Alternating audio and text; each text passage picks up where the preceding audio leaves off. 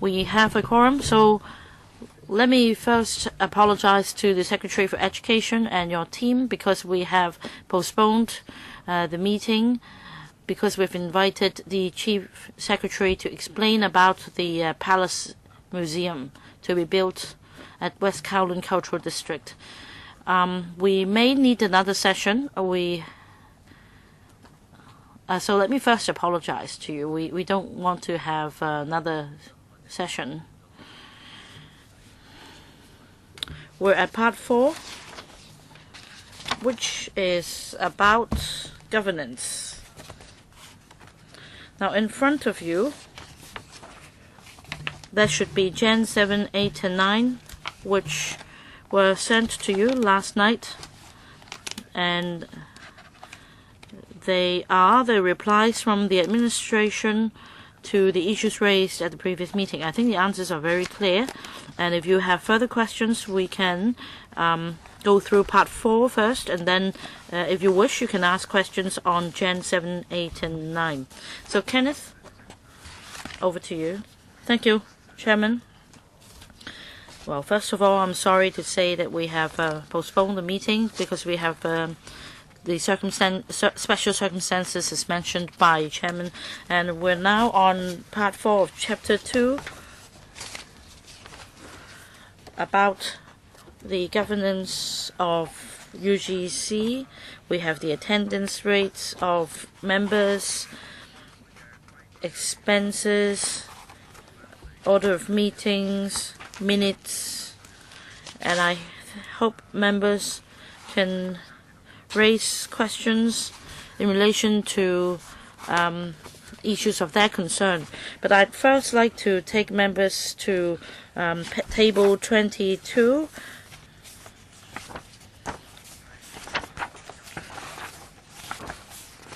On page 64 of the English version, which sets out the meeting expenses of the UGC, RGC, and QAC.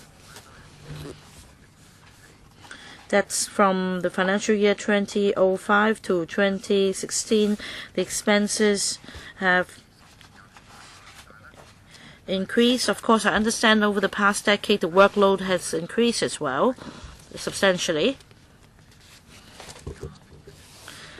Well, now we can see the expenses set out in the table. But I wonder if you can do something about the data in table 22, because I don't know if the expenses cover accommodation expenses. Perhaps I should ask the audit. Yes, included. If that is the case,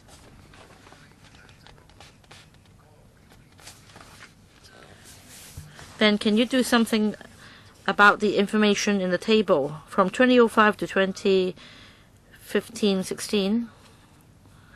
Can you convert the data in the room night per person? Can you extract the information and do the conversion? That is every year, as far as UGC, RGC, and QAC are concerned, how many room nights or night rooms, whatever. I just want to know whether you can compile the statistics. I think the UGC does have the information. So please give us the information after the meeting, because I'd like to learn about the trend. Dr. Armour, do you understand? Chairman, information yes, later. It's one of these things we can provide the members with. I'm sure it may take us a little time, but after the meeting we can break that down into room nights and the trend, so you can see that's right. any Yes. increase. No problem. Okay.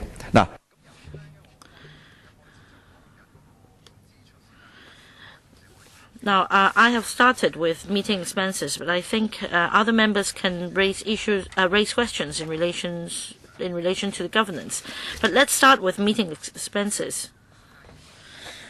Now, we mentioned the table on page 64 of the English version, and then there was a paragraph about hotel accommodation and passage arrangements, and then in paragraph 4.16, it says that the daily room rates range from 1,430 to 3,300, on average 1,830.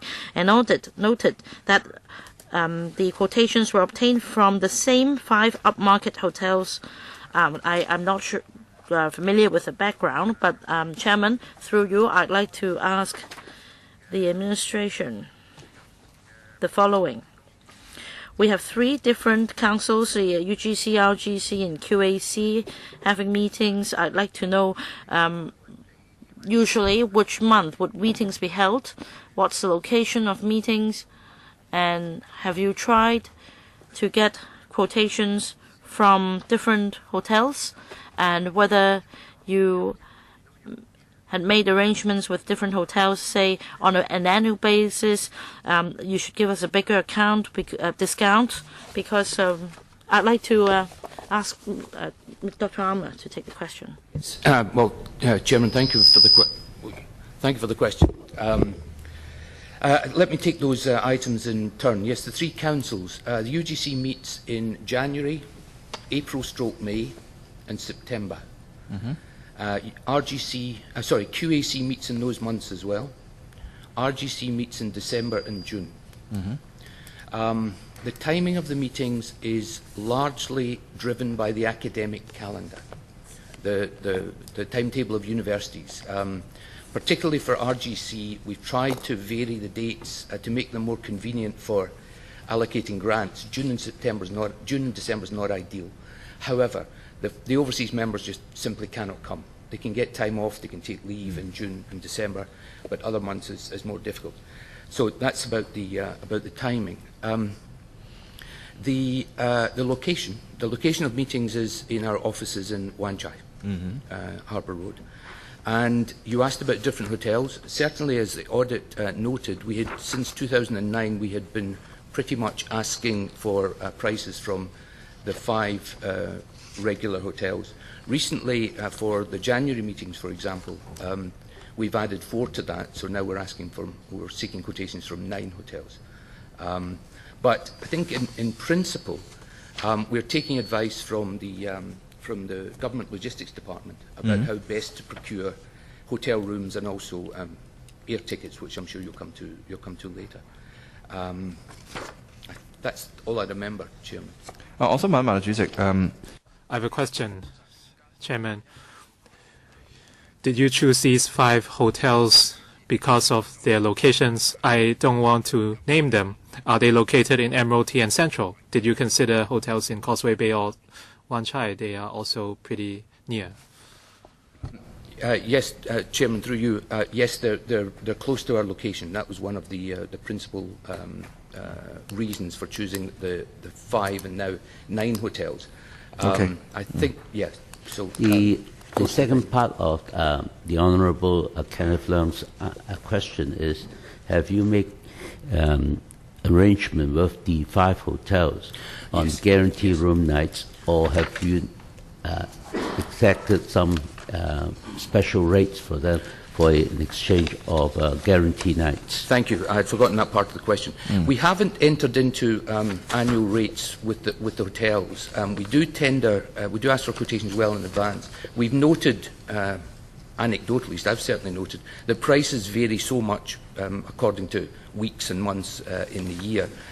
Whether a hotel would be able to enter into a corporate arrangement with us, that's something I'd be more than happy to explore. And certainly, we'll take advice from those colleagues and other bureaus who are expert in procurement. We're more than happy to do that. Kenneth. 好啦，咁我都再繼續問翻嗰個 I have some other questions about expenses. Let's look at page 46 of the Chinese version of the report, paragraph 4.6. Or page 57 of the English version, and it says members of the UGC or QAC members would receive a certain remuneration every year, and non-local assessors would receive such remuneration, but why aren't local members receiving any remuneration?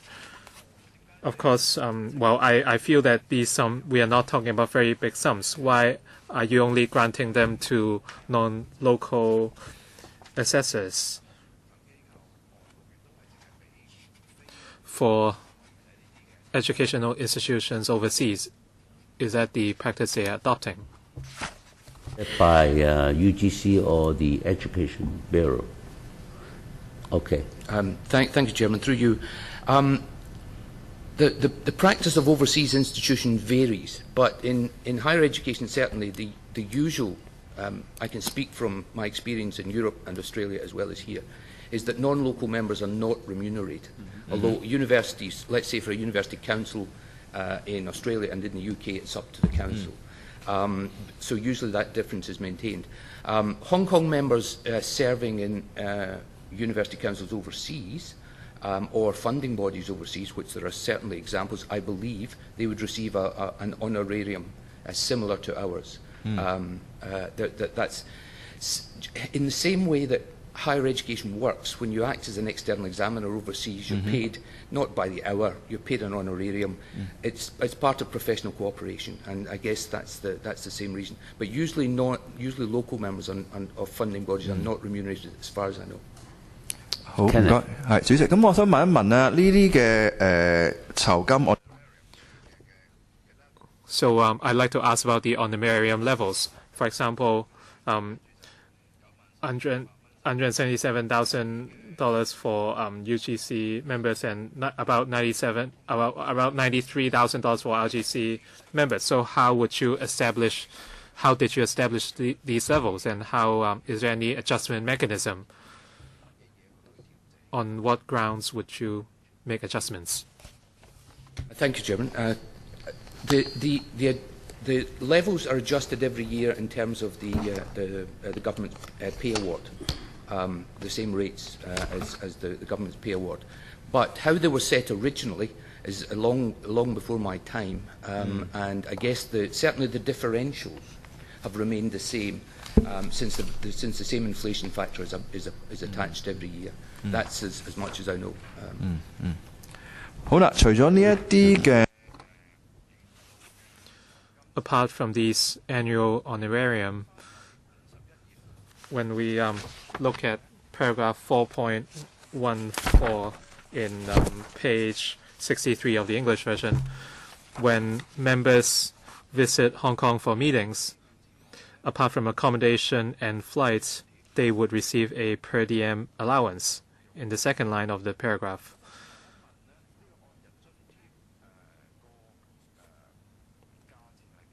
So how much is the per diem allowance? And would all members receive the same amount?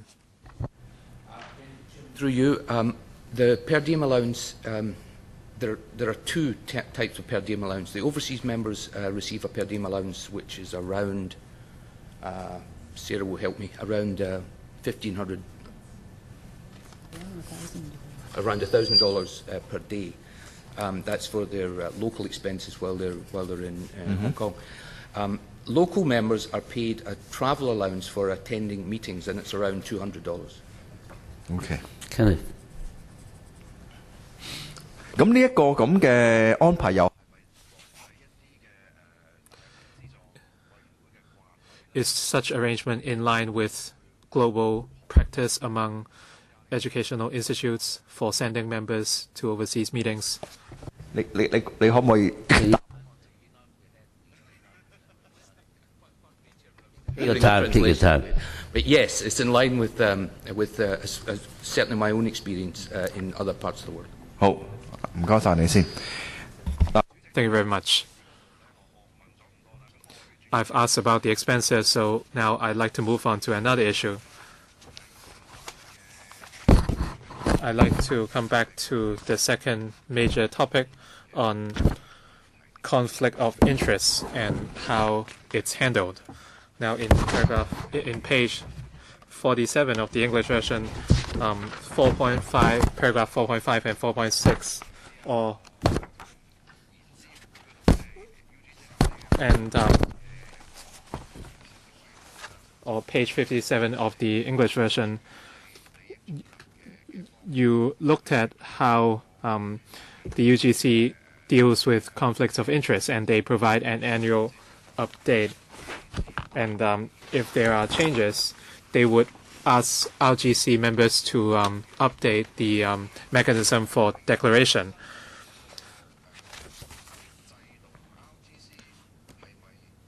So is the conflict declaration system same within the RGC and UGC? And if there are differences, what are they? Again, through you, Chairman, thank you for the question.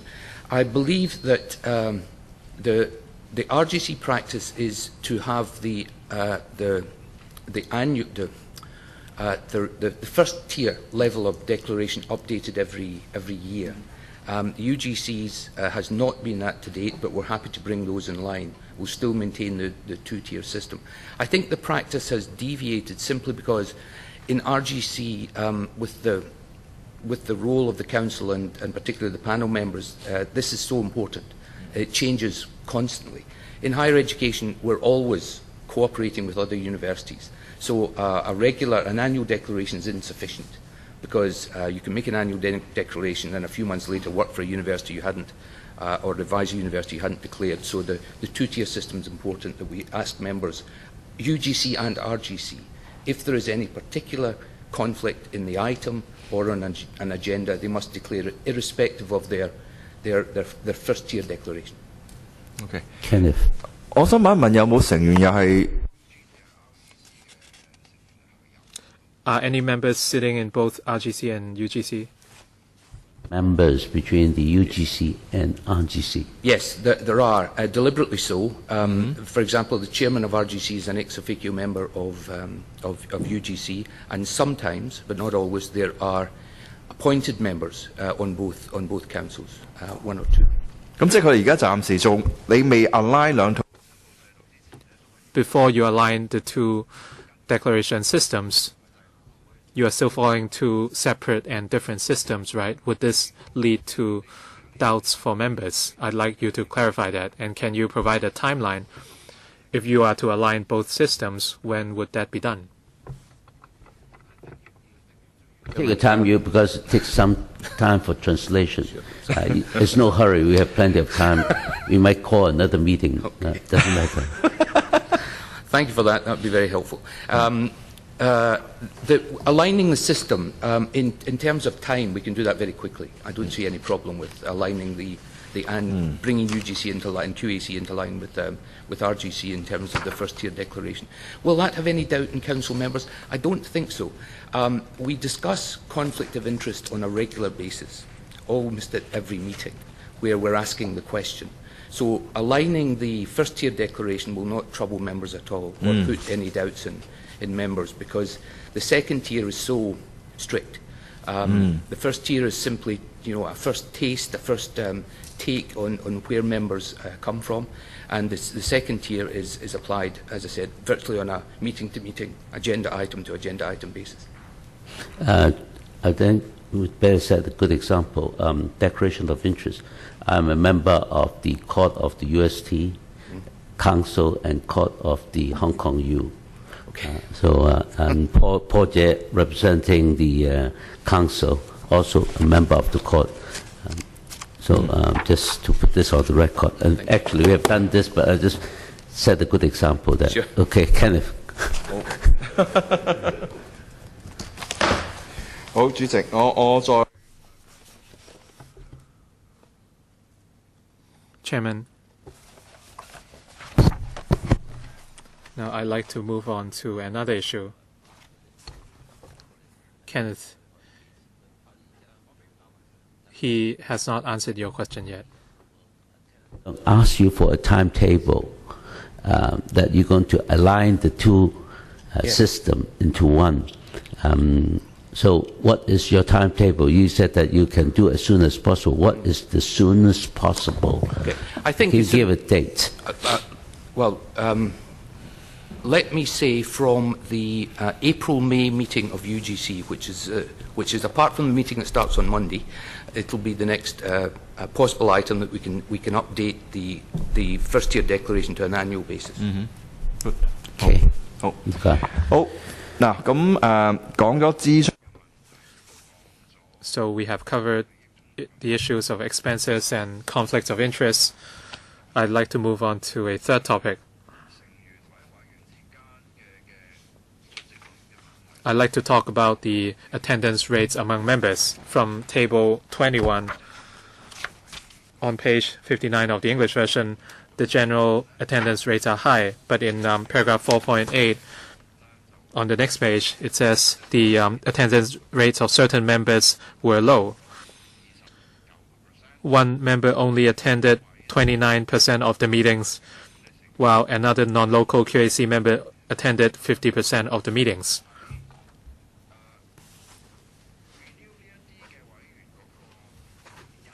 When renewing the terms of these members, would you consider their past attendance record before making a decision?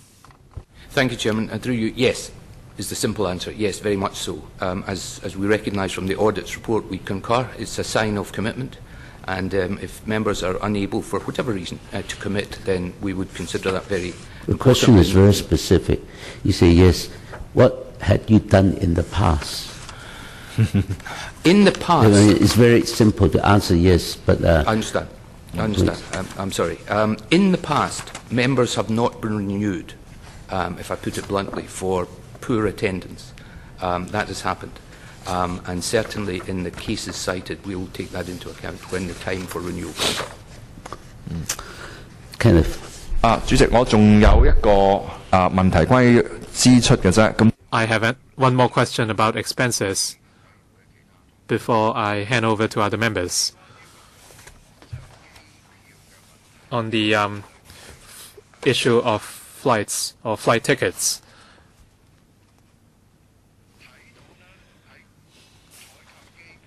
in the procurement of flight tickets on page 55,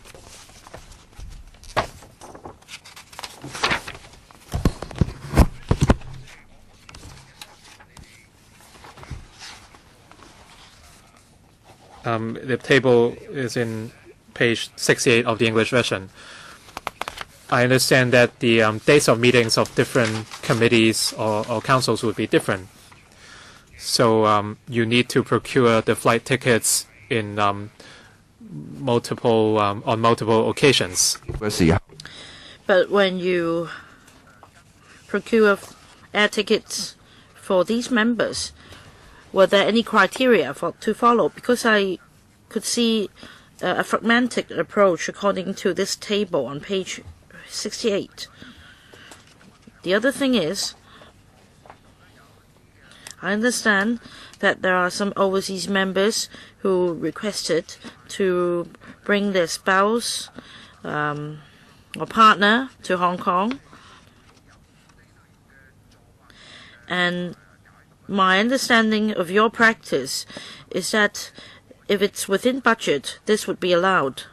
For example, a business class ticket would be split into two economy class tickets so that the member could bring the spouse or partner along.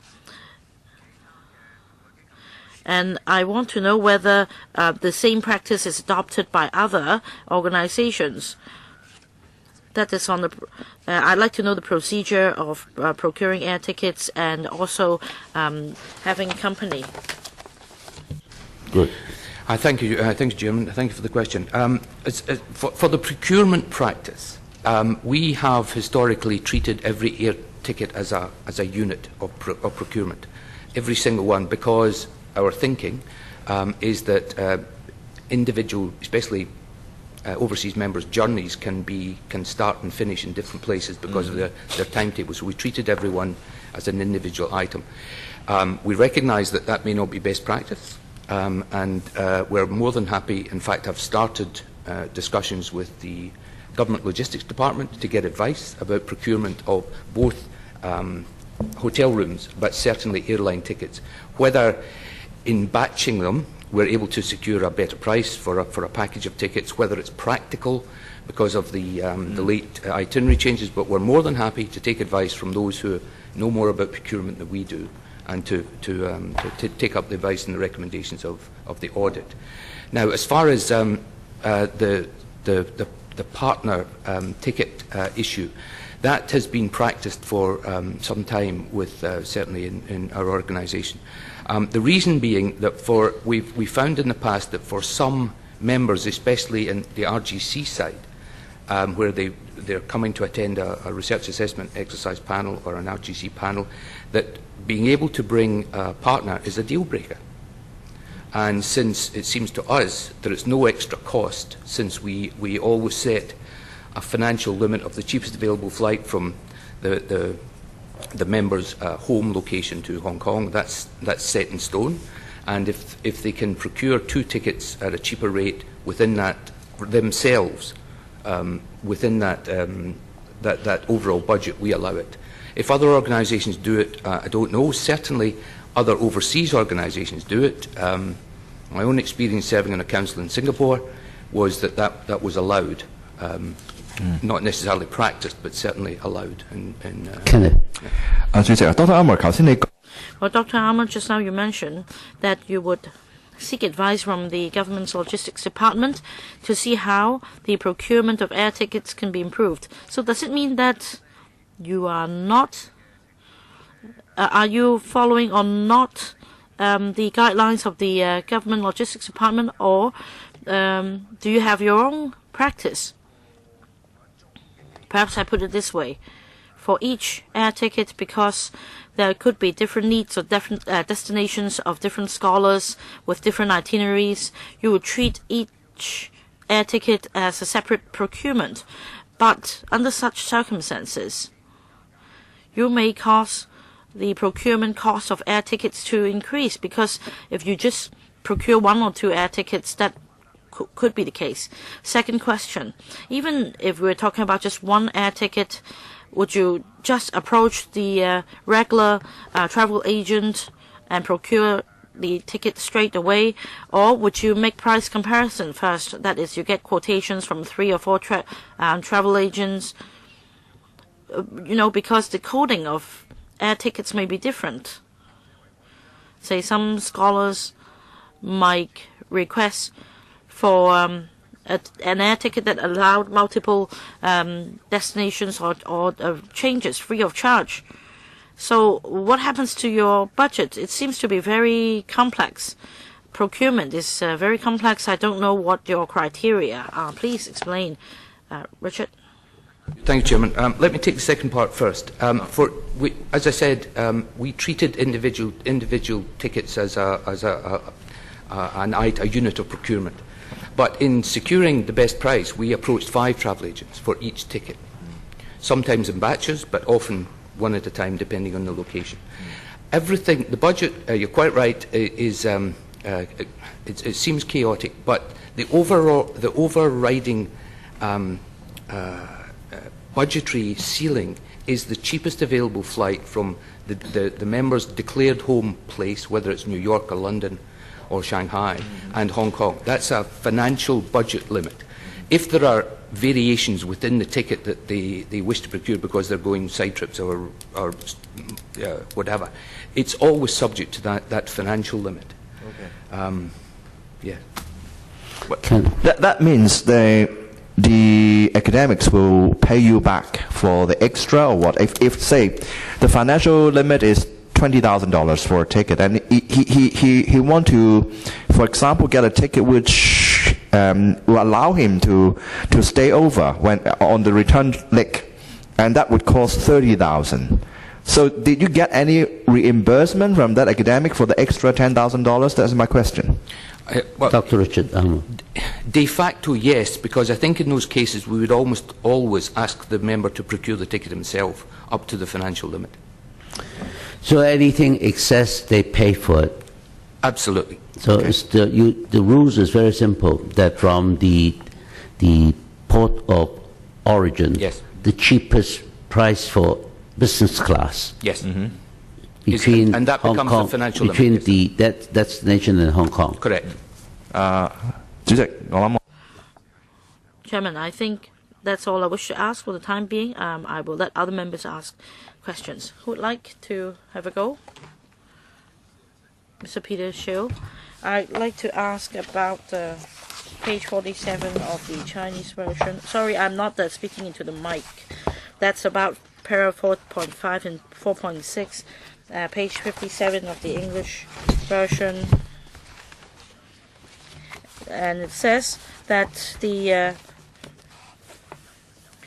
2 existing QAC members, 7 ex-UGC members, and 8 ex-QAC members' register of interest forms were unable to be located.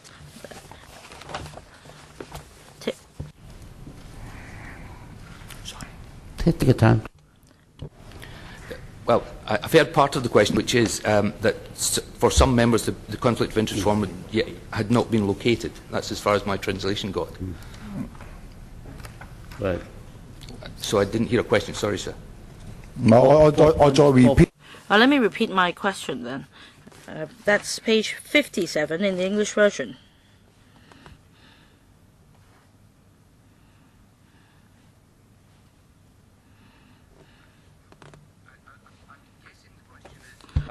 Where these, what happened to these declaration of interest forms? The problem is we can't locate them.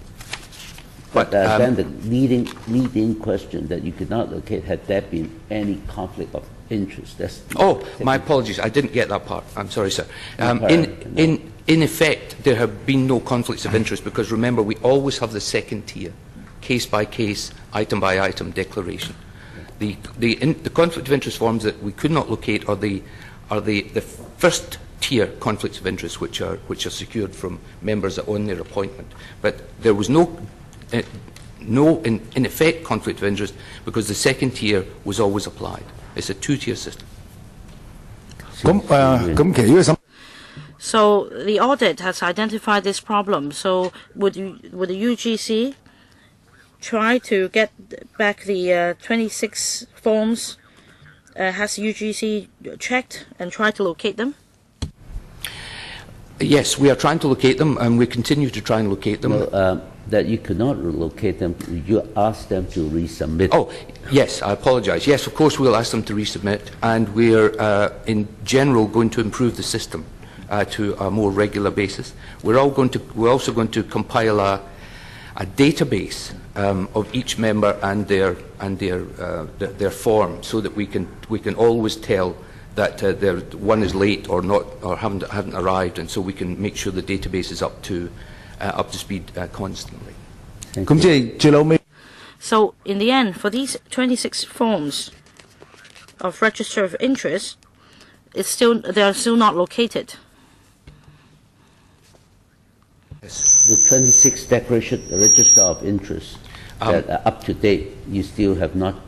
We haven't located the ones which the audit couldn't find, but they have been they've been updated by all the individual members. That's been received. Okay. There's a difference, but the database is now fully up to date with all members' register of interest. But at the time the audit talked to us, we couldn't locate some. That is true. So could you just give us a copy of their updating to satisfy our writing of the report? Certainly, that this 26 register interests have been completed. Yes. 唔該主，係好嗱喺 page 4。 All right, and then turn over the page. The audit also noticed that the attendance rate of 2 QAC members had poor attendance rate, and would you consider just revoking the appointment? Oh, sorry, Mr. Shiu, Mr. Kenneth Leung already asked the same question. That Kenneth asked, could you just quickly reply? Yes, we've certainly taken into account in all cases of renewal of membership, and we treat poor attendance as a major criterion. When those members' terms of office come up, that'll be very much on the table for consideration.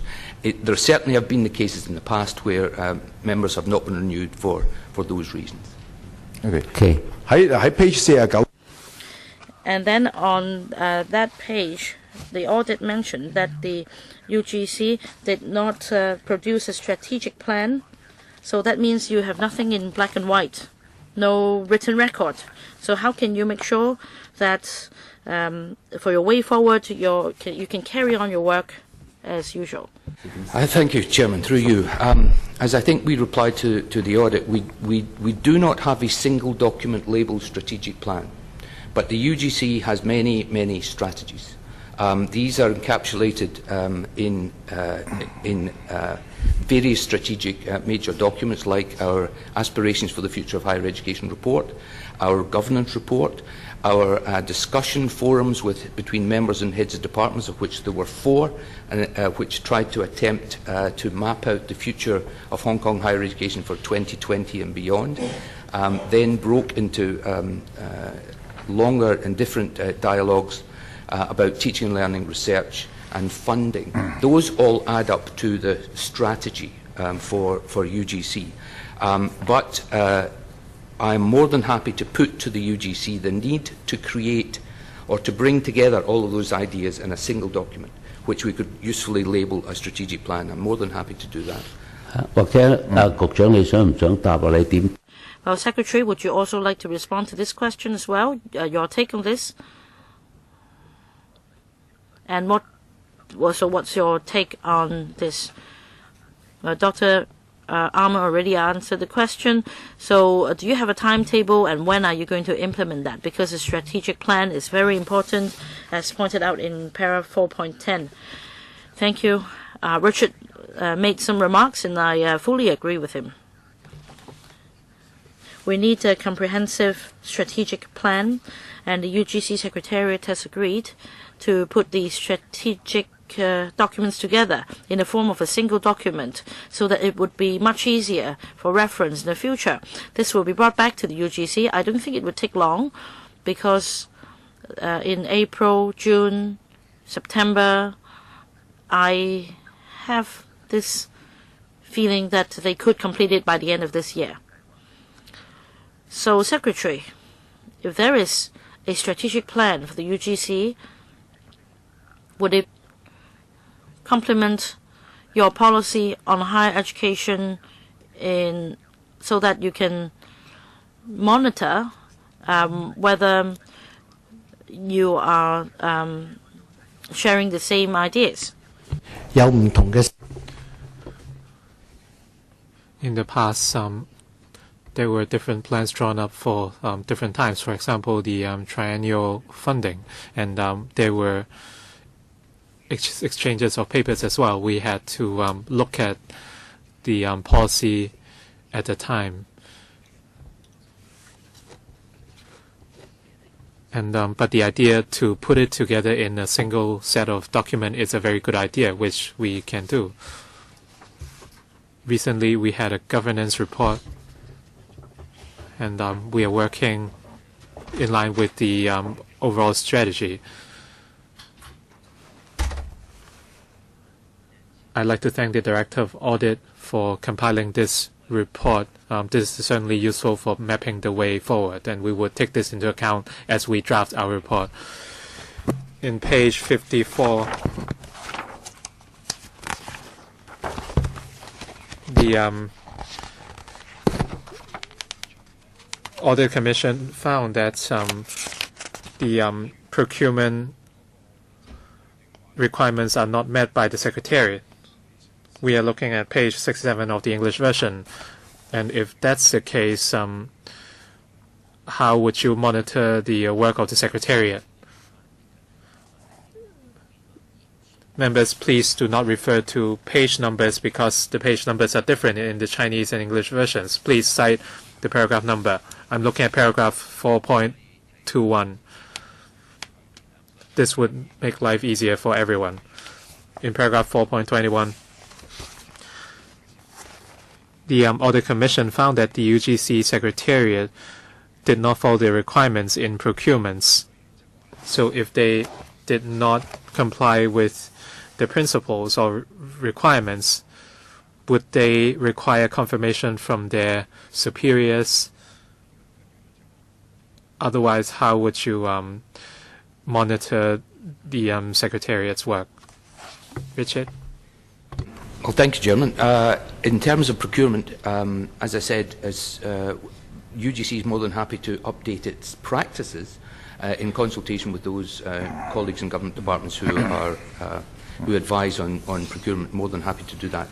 The UGC also has a General Administration and Management subcommittee that oversees operational business of the Secretariat, and of course they would be advised of the issues, and have been already, that have come up through the audit, and I'm sure they will, going forward, they will make sure that my colleagues and I are able to demonstrate that all of these issues that have been brought up and are attended to, and systems are put in place to make sure that they don't fail to meet government standards in the future. The question, as Mr. Seal was asked, the Honourable Seal was asking, is that 4.22, that you are not abiding to the principles as set up in terms of procurement.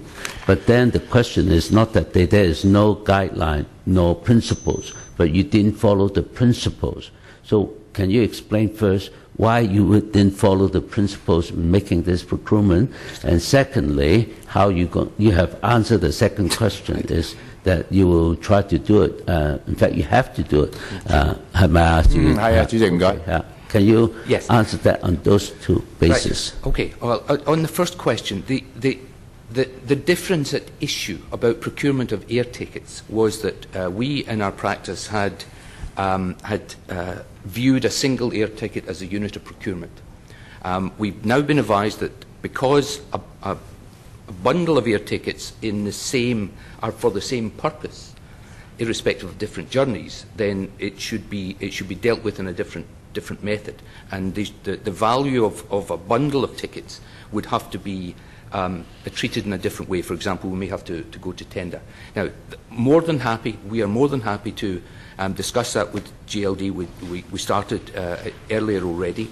There are still issues because air tickets are complex things, but in principle we're more than happy to go forward with it. But the problem we didn't comply was a difference of perception of the unit of procurement, which is quite a moot point, whether a single ticket is an item or whether it's a bundle of tickets. So that was the difference. Wouldn't it be better if you explain in a way, rather than looking at separate units, that because the time of traveling is different, because there's high time, low time that commands different fare, and because of the different destination that our judges coming from different time, so that it's very difficult for you to sort of follow the government logistic and procurement guideline. So you need to have a flexibility to draw up your guideline. Because if you say blindly follow the government, you are asking for more trouble in future. So I think it's better to explain, which you haven't explained to the Director of Audit staff, the way that how this turns out. Because you are inviting quite a lot of scholars from different areas at different times, commanding different fares. So I think on that basis you explain, and then you devise, the Honourable Seal, you can devise a system that you can follow and within that guideline, because the Education Bureau give you quite a free hand in your own administration. But we're not here that we ask you to follow everything, but you must have a system that you can work. So if you answer us that you follow everything that the government does, then you're asking for more trouble, because we'll write down in our reports.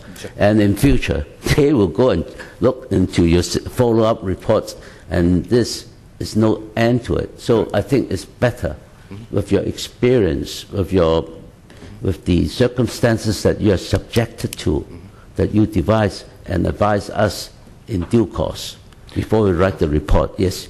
Richard, do you understand the question, the importance? I understand the question. I understand the importance. Maybe I'm misinformed or miscommunicated with members. We have some complex processes that don't fit neatly into government systems. What we are prepared to do is to take advice in terms of best practice. We may not be experts in procurement generally. We have some problems with procurement. We are already entering discussions with those who are in the procurement business where we explain our problems and they explain the higher level issues, and we'll come to a compromise, I'm sure, and devise an improved system which UGC will be able to follow, which meets our needs and meets as closely as possible the extant government guidelines.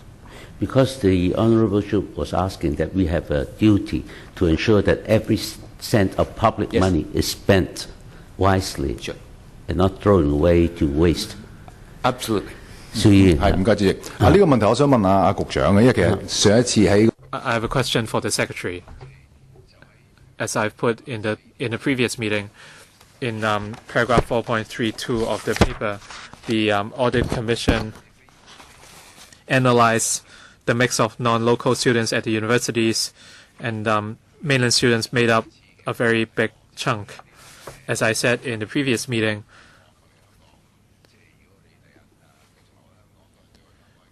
if these students stay in Hong Kong in the long run, this is certainly beneficial to us. So, did the Secretary provide any figures after the meeting? Yes, they did at Gen 9.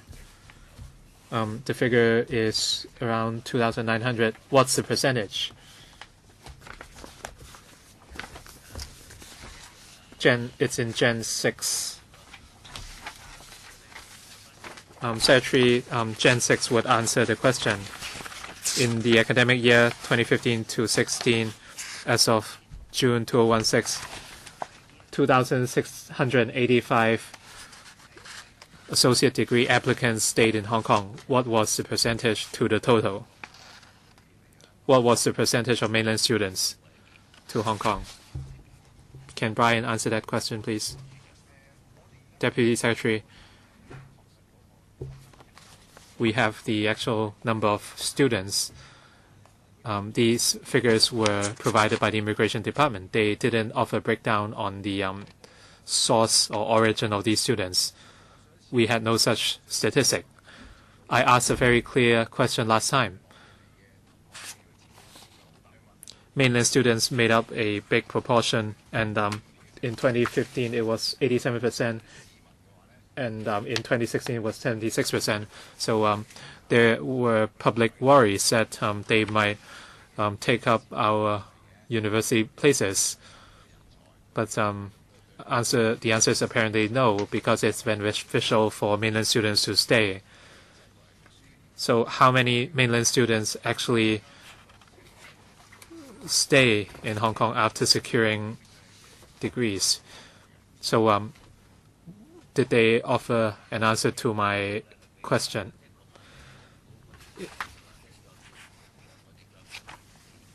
So, Secretary, let's allow the Secretary to answer this question, because they have to dig up certain figures.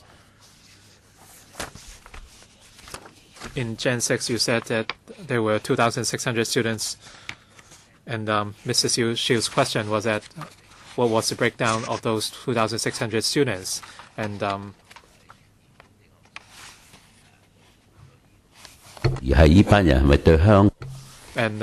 were the chances of Hong Kong students affected, and the contributions of the mainland students, etc.? So the answer is a bit different from what was said in Gen 6. Thank you very much. As I said last time, these statistics were obtained from the Immigration Department, and in their database, the key is whether they track the origin. But the Immigration Department could not provide a breakdown or even advice whether they have such breakdown. Very often they would not collect data on origin, because this is not within their policy. And undergraduate students in to Hong Kong can stay for a year. This is about policy. Later on, if the Immigration Department can provide more breakdown, I will certainly share those figures with you. I think Mr. Shiu's question is very relevant. How would Hong Kong's graduating students or degree or PhD students be affected.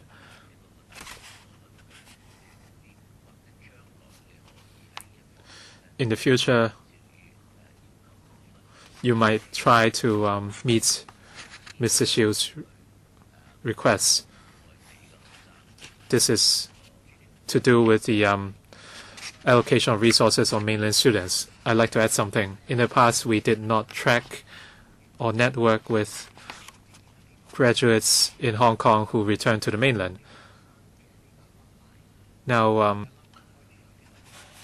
we have set up alumni networks with mainland students, and by strengthening this network, we hope to communicate with them more and understand their contributions to Hong Kong. We have touched base with most alumni, but this takes time. Some of them are working, and we want to identify the reasons for them to stay. So this is about the networking. Very well, Secretary. This is the right way to go. We have to tell the Hong Kong public on the situation so that they would understand where those degree places and their money have went. Final question. Paragraph 4.34.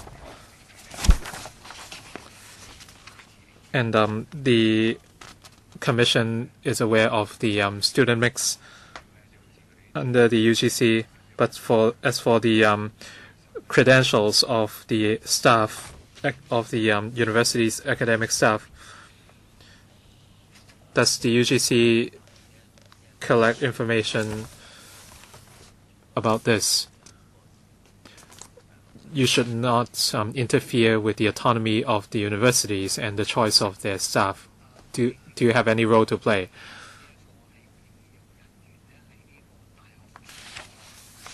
The hiring of staff is within the ambit of or at the autonomy of the universities, and the UGC does have a series of work. So perhaps Richard can explain in detail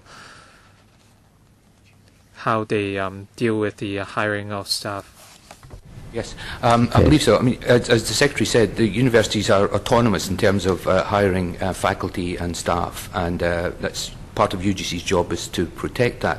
That said, as part of the internationalisation discussion, it would be helpful if we had data about the range for the sector as a whole, the breakdown and the profile of the faculty population across the sector in terms of internationalisation, and it's something we've agreed to look into. We'll happily talk to the universities and see if they can see how they feel about that, and if we can collect relevant data and publish it, we'll be happy to do so. But you ask for figures, but you're not setting a policy. Such, unlike students, you have a 20% policy. Yes. But in terms of recruitment, no. There's no policy. No. But you only indicate that there is a trend for internationalization. I think you have to be very careful in your question because the sure. university autonomy, yes. especially the hiring of teaching staff, must remain within the realm of the university. Yes. I hope that is not what, because I just want to make sure that you understand that in your answer. Yes. Thank you, Chairman. May I just be clear? I'm very aware of the sensitivity of universities in their hiring and recruitment of students, and I would protect that. So in my conversations with the university, it will be about data. It will not be about interfering with So, question answered. Thank you, Chairman. Any other questions? Mr. Lam Chok Ting. Thank you, Chairman. I'd like to first follow up on paragraph 4.6, page 57. The Register of Interest forms, 26 of them, of some members, could not be located by the Secretariat. So I'd like to put this question to the UGC Secretariat. Has any internal investigation been conducted in relation to the reason why these 26 forms were missing. Richard? You have answered that you could not find. Yes. The question now is, what have you done to investigate the loss of this 26 declaration of interest? Well, in a sense, in searching for them, there's been an inquiry as to what went wrong, because we've investigated all our files to find if they've been misfiled, or, for example, so we have undertaken a thorough search to try and find the missing forms. However, we've also, as I said earlier, obtained new forms for from those 26 that are missing. Well, you haven't answered the question. You search, but that doesn't mean that the question being answered. He said, have you investigated why such things happened? It's the system, yes, rather than the documents, okay? Yes. Right, Mr. Lam, right? Right, I didn't ask whether a search was conducted, because definitely they would search for it. Otherwise, they wouldn't know that they could not be located. My question is, the reason why? Have you conducted any investigation for the reason? I do understand the question, thank you. Well, the reason is there was a system flaw which we're trying to fix by creating a database and register of the registers of interest. That's our improvement to our previous system, which was not as good as it should have been. Chairman, I'd like to ask this. What is meant by a flaw in the system? Specifically, what is the reason leading to this problem? Any human error involved? There's a system flaw. The fact that we can't find it means that there is a system flaw. The system flaw, is that a human error, the staff error that contributed to the failure of that system, or is the system non-existent? That is very specific. Yes, there is a system, but if there's a system flaw, it seems to me automatically those who designed the system or failed to do so are at fault. Because he asked a very valid question that you promised that you're going to review the system, but the Honourable Lam asked, if you don't know what went wrong with the system, how can you improve it? This is the question. I understand, Chairman. Thank you for that. As part of the designing of a new system, we will have a review of the old system and talk to those individuals who are currently involved to see what the flaw was and improve on that. I think that's a reasonable way forward. Okay. So far, what I've heard from his explanation is that he himself doesn't know why the 26 forms were missing. He just kept saying that it's a system flaw. Now, when it comes to the system, we're not living in a movie plot. We're not controlled by computers. There must be participation of human in the system. In the ICAC, it would be a big problem if any file is missing. A com search would be conducted in every room, in every page of the document. So you did conduct the search, but the point is you need to find out the reason of the problem. Who should be supervising the system and who has failed to do so? I don't think the system would be so flawed to the extent that the forms would automatically go missing, because as I understand, there should be some kind of physical form of the forms. There should be papers, or are they electronic forms, or are they physical papers? Richard. Yeah, thank you. Well, I don't know how to answer that exactly. Is it paperless or a papered? It's a paper system. So you answered that as a paper. It's a paper system. And then the question is, having returned the paper, then it went into your system. Yes. The system somehow, between the return of the papered declaration of interest, it get lost. Or it had not been received. You don't know. This is the question. So your answer to his question is not paperless. It's papered. It's a paper-based system currently. 係啦，咁啲紙 Right, so for the forms themselves, they can't leave the premises of UGC. So somebody must have caused them to be missing. So it is not a system flaw, it's a human error. Do you agree? Yeah, good. OK，即係你其實 All right, so had you given that answer at the beginning, it would have been much better instead of beating about the bush. I want to point out that this is important because for the declaration of interest forms, well, in the future, if a conflict of interest arises, these records would form part of the evidence in court. And if you're unable to locate the evidence, then first of all, it is a serious dereliction of duty, and second, suspicion may arise in relation to whether somebody from UGC has concealed evidence. It's very detrimental to you. It's very valid comments. I understand the comment, and if I may, through you, Chairman, I'll very much take that into account in the review. The purpose of PAC, auditor's report and PAC reports are forward-looking. It's not that we want to pinpoint where you who does it wrong and punish. It's not that. But the whole question, you must know what went wrong, sure, so that you can improve. This is what the whole PAC public hearings and reports are all about, forward-looking, that we do not commit the same error again. Do you understand that? I fully understand and accept it and agree. 而我即係 And I find it really hard to palate his explanation. It seems that so far he has not really learned a lesson to find out the cause of the whole problem and to find out who should be responsible and the follow-up work.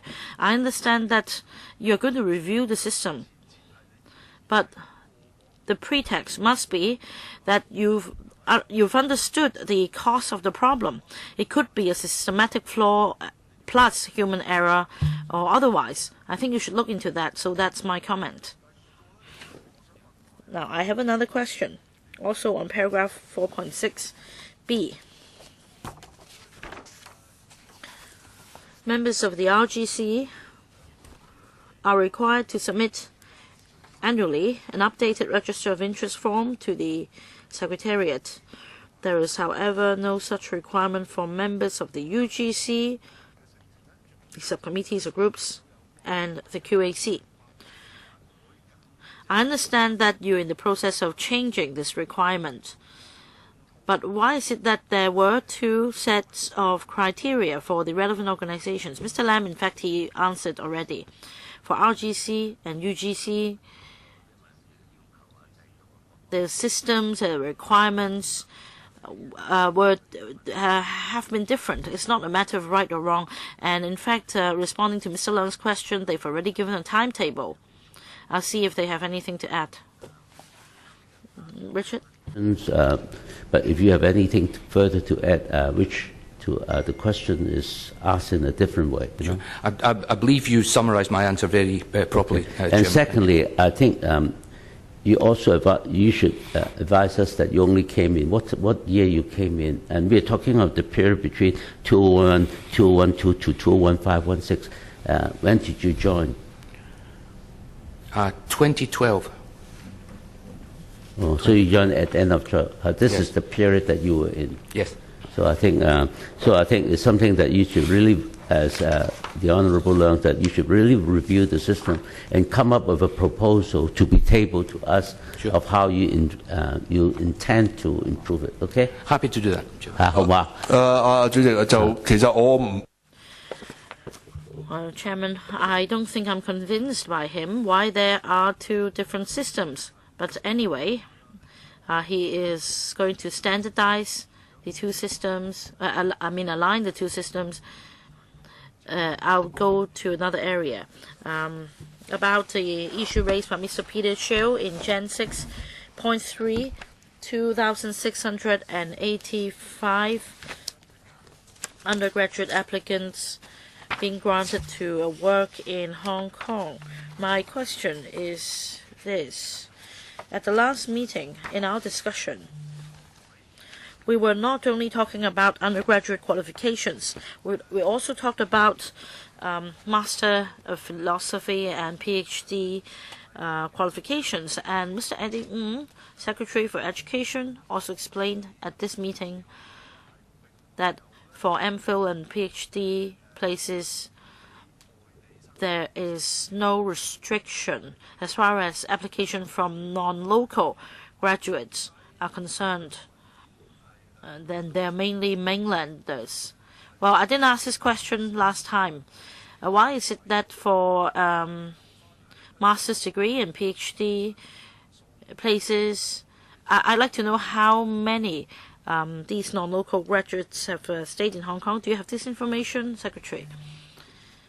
As mentioned just now, we do not track the master's degree and PhD students. We only rely on the data provided by the Immigration Department. And I think these two matters are somewhat different, because for MPhil and PhD students who take up research work, they may carry out research partially in Hong Kong and partially in another country. And when a student leaves Hong Kong for further research in another country, that doesn't mean that they have really completed their research program in Hong Kong.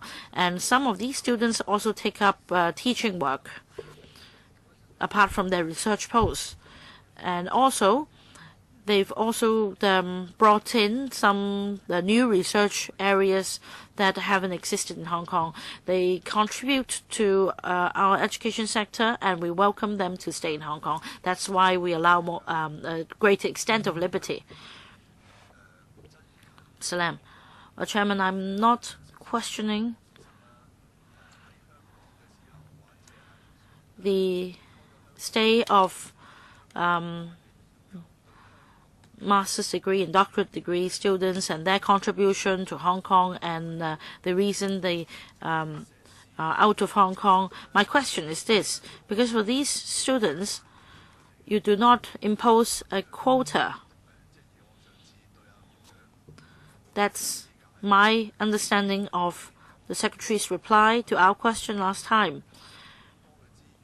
So that means we put in a lot of resources for these non-local students who are predominantly mainland students, and these are academic resources.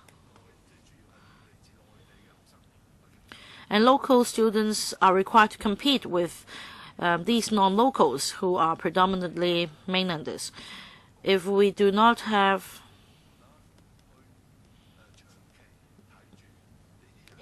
keep statistics of these students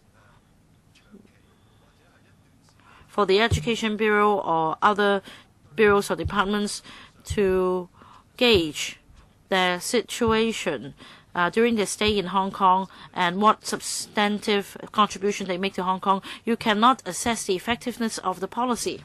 講嘅係，但係呢個唔係量化嘅統計嚟㗎嘛。係啊，局長你以你嘅認知一個即係一般嘅表述嚟啫嘛，係咪？咁你覺得係咪應該要做翻一個完備嘅統計啊？而呢啲統計，即係主席，我唔覺得做唔到咯。局長。係多謝主席。我提一提翻呢就係咧。呢個一個開始咗，頭先我都答另外一位議員嘅時候，我提到咧就係我哋已經開展咗同一啲有關嘅一啲嘅組織咧，畢業生組織咧，開始做一啲比較密切嘅聯繫，作為一個起。Communicating more with alumni associations, and this would be a starting point. And I hope the Labour and Welfare Bureau can address this issue. We're talking about master's and doctorate students. We did not mention the employment situation for master's and doctorate students, because when we received the letter with questions on the employment of undergraduate students, we only provided that information. But I understand the concerns on the employment of master's and doctorate students, so we would provide an answer soon after the meeting. Mr. Lam asked the question because master's and doctorate students they pay the same tuition fees as local students. This is different from undergraduate students. They pay more than 110,000, whereas local students pay around 40,000. So this is not a question about policy. From a value for money perspective, if you receive the same money, but you have to spend extra resources, so we invested so much on these students. How many of them are staying behind? That's correct, Chairman. The Secretary said in his reply to Mr. Shiu, he would communicate with alumni associations. I just feel puzzled. The government should have such figures. You can work with the Immigration Department or universities.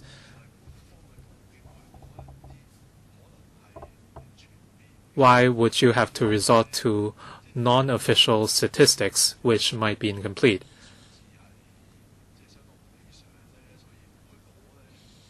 So are the figures not looking good?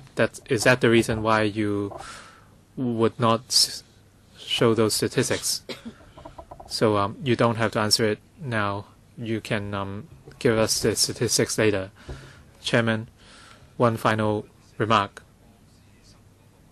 On master's and doctorate students, there's currently no cap on overseas students, including mainland students. Hong Kong has lacked research and development talents. Should you offer more opportunities to local students in master's and doctorate programs? This would help foster research and development talents in Hong Kong. Right now, we do not know how many foreign students, including mainland students, would stay in Hong Kong after graduation. Perhaps they might be making money or conducting research elsewhere. So this is not an appropriate use of public money for sure. So, Secretary, have you heard Mr. Lam's comments? Can I offer a response? Mr. Lam's concern is very valid. When you look at the figures, as I said last time, students who complete their entire primary, secondary, and tertiary education in Hong Kong, the fact is they prefer to go elsewhere for a master's degree. So with more opportunities provided, they would be more willing to stay. Overall speaking, the success rate for local applicants to master's and doctorate degrees is much higher than that for mainland students. Of course, we hope that they would consider contributing to Hong Kong after graduation. You said the success rate of applications from local students is much higher. Such statistics are deceiving because you do not know the number of applications from mainland students. The base figure might be different. The total number of applications from mainland students might be much higher. And some of them might give up in light of the competition, and they might resort to universities overseas. So these figures are irrelevant. you should tell us the number of local and mainland master's and doctorate students respectively. That would be more meaningful. You said a lot of students want to study overseas. This is true, but some people indeed want to stay in Hong Kong. Those are the people I'm referring to. Of course, people who want to get in Harvard, Yale, and Oxford, those are not the students I'm talking about. You should not divert the issue. Secretary, you do not have to answer those questions here now, but please give us some information after the meeting. 碩士、博士生有幾多香港人香港學生申請？ For the number of local applicants for master's and doctorate degree programs, and the corresponding number of mainland applicants, etc. Please, if you can provide such information, it would be good. But this is not key. But